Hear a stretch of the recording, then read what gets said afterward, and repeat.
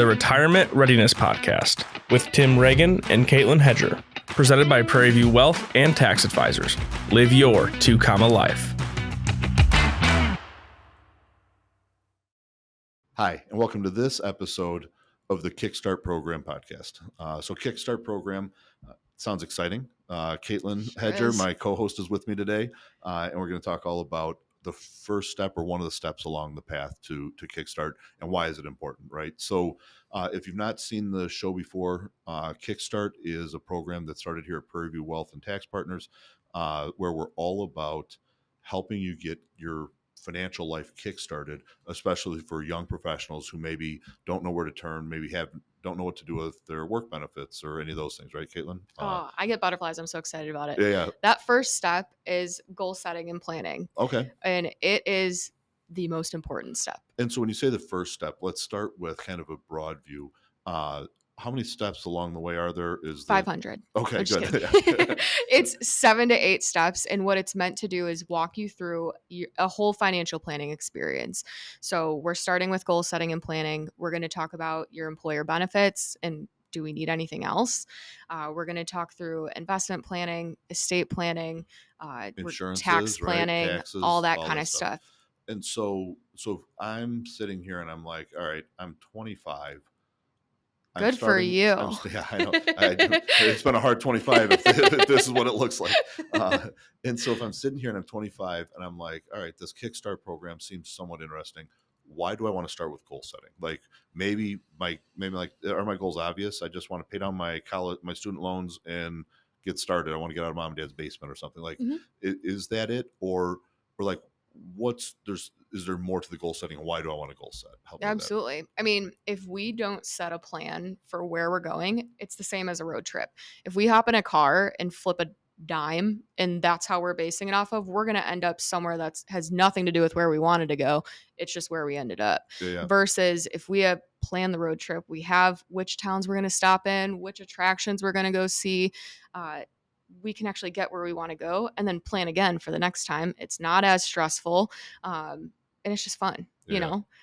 And so what kind of goals do you see people setting? Is it all short-term kind of goals? Are they longer term? And really, so quick start, it's kind of a big gap. Like in my mind, I picture kind of like 25 to 35, that decade. But if I'm 25, I might still be living in mom and dad's basement and trying to figure out how I get started. If I'm 35, I could have already started my family and be looking to buy my house and some of those things.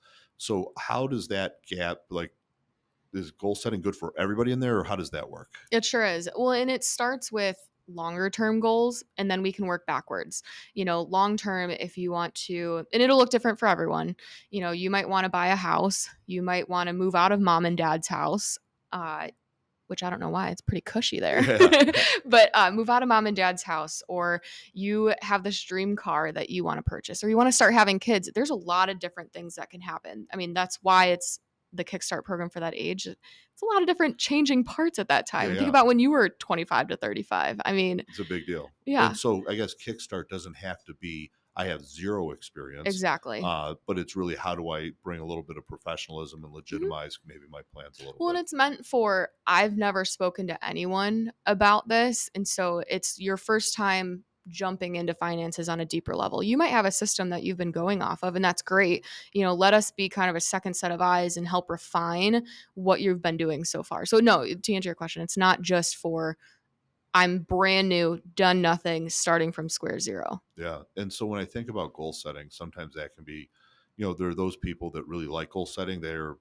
that kind of minded. Then there's other people like, I don't know where to start. I don't necessarily like, is that something you help walk people through, or what's that? I mean, they say like being a financial advisor is like 80% life coach, 20% advising. And that's exactly it. We'll walk through, okay, if you don't necessarily know what you want to do in 20 years, let's take a step back. And if you were to look at your life in 5 years, what do you hope to have accomplished? Maybe it's a promotion at work, or maybe it's just getting new tires on your car. It could be anything, but let's walk that path. And so we, again, kind of write it down. What gets written down is way more achievable than what doesn't. Yep. And when you think about that process, that goal setting process, is it only financial goals you talk about? a lot of times it's not financial goals. The finance is how we achieve them, or it might be the steps to get there. But a lot of times it's things that you internally need. I mean, buying a house, yeah, it's financial, but you're building a home. You might be starting to have kids. Of course, there's finances tied to it. But Sure. And how intimidated should I be? Like, so if I've never gone through this process before, so I know I'm probably talking to you at Mhm. PrairieView, and so like, are you like grilling me? Are you pushing me? Like, what's the process even look like, Kaitlyn? depends on how you want to roll. If I can get a good read on you might need some help in certain areas, we can dive deeper there. But that's my job, Mhm. to kind of walk you through to help set these goals. With our workbook, you'll have time to think about it before we've even met. Yep. So it's meant to start getting the gears turning before we've even sat down. And then we'll dive in deeper when we're in our meeting. Yep. And then same thing afterwards, you're going to journal, and it'll help you kind of sit and think through some of the things we talked about.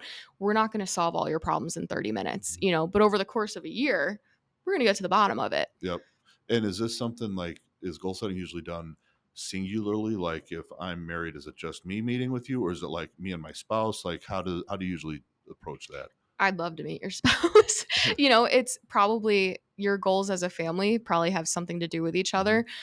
Totally up to you. I mean, if this is a path you want to go down by yourself to start, that's great. And eventually we can loop in the spouse. But um, Am I correct? Like usually it seems like when you do this as a couple, like it only enhances relationship, right? And it only makes things better, Oh, not yeah.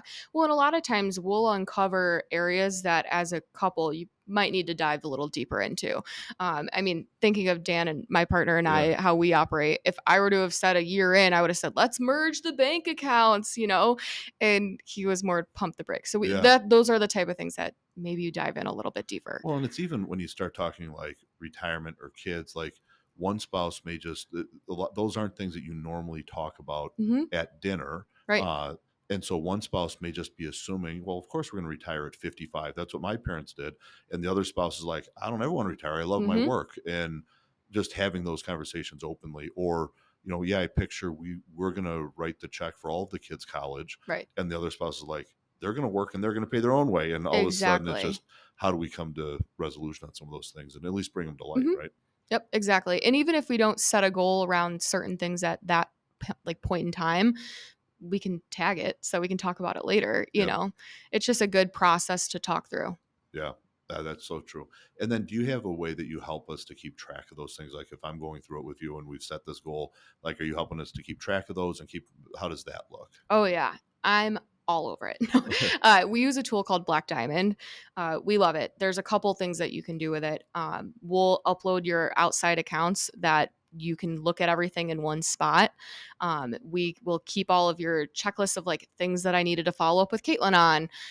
And then we're going to put your goals in there. And so every time we meet, let's check in. How's it going? Yep. And then that helps us down the road too. After your year-long program is quote unquote ended, I'm still checking up with you. I know that you wanted to buy that car in a couple years. How's that going? How's it Did you going? do it? Yep. Yeah.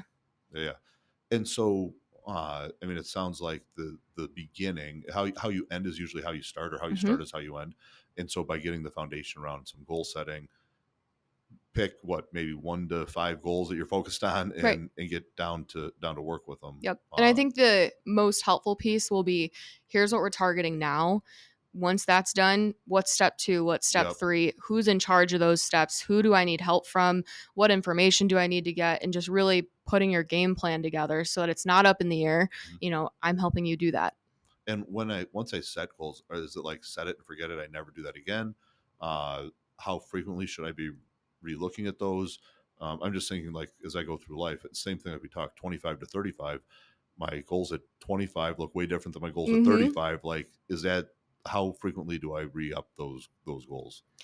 I think you should do it monthly. Just check in, And the other thing too is a lot of times with goal setting, we think about it as like, I either hit it or I didn't. And if I only looked at it that way, I have a lot of goals that I did not hit. Sure. But if I looked at where I was 5 years ago compared to now, I did a lot of stuff. Yeah. I may not have hit 100% of my goals, but because I had written down goals in general, kind of crushing it if I look Yeah. back 5 years. And so it's just working through that gap. Yeah. Well, it's funny you mentioned that. There's business coach out there. His name's Dan Sullivan. He has a program called Strategic Coach, and he calls that the gap in the gain. Oh, yeah. And he said so many times we live in the gap, and the gap is we measure ourselves from here looking forward to where we want to be, and that creates a gap. There's always a gap. It's the horizon. You're never going to catch it. But if you look at it instead of to what the gain is, and you look backwards and you say, I shouldn't be living in the gap of what I don't have or what I haven't accomplished. Instead, spend some time looking backwards in the gain and see how much have I gained over the last 5 years to really be excited about it. And so goal setting probably helps to do both, right? It helps to be a little aspirational, helps me to try to get intentionally what I want out of life, but then also gives me something I can look backwards and measure towards and say, holy cow, look where I was when I wrote this goal down. Exactly. I'm so far removed from that. Well, and that's why it's important for me to understand where you're trying to go, because my job is two things. I'm here to be your cheerleader and celebrate your wins, but also be your accountability partner. Sure. If we need to be making some changes, it's my job to kind of raise the red or yellow flag that we need to keep track on this, Yeah, even though it still is probably my decision ultimately, exactly. Right? It's my life to live. But again, it's me giving you the education so that you can help make better decisions. Awesome. And live that 2 life too. Yeah. That's all about the 2 life. Amen. So, well, thanks for this episode, Kaitlyn. It was great talking to you guys. If you have more questions, want to connect with us, please visit the website, pv-wp.com. Thank you. The Retirement Readiness Podcast with Tim Regan and Kaitlyn Hedger. Presented by PrairieView Wealth and Tax Advisors. Live your 2 life. Learn more at pv-wp.com. And while you're at it, don't forget to like and subscribe to the Retirement Readiness Podcast on your preferred podcast platform.